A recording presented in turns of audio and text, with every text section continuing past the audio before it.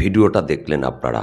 সেই ছোটবেলায় বাংলা বইতে পড়েছিলাম, বন থেকে জানোয়ার তুলে আনা যায়, কিন্তু জানোয়ারের মন থেকে বন তুলে আনা যায় না। আর এই আপ্তবাক্যটি এই মানুষরূপী জানোয়ারদের ক্ষেত্রে 100% প্রযোজ্য। অবশ্য যাদের শরীরে বইছে পাকিস্তানি খান সেনাদের রক্ত, তাদের কাছ থেকে এই জানোয়ার সুলভ ব্যবহার ছাড়া আর কী বা আশা করা যেতে পারে। ভিডিওতে যাকে দেখছেন, ইনি একজন মুসলিম মুক্তিযোদ্ধা।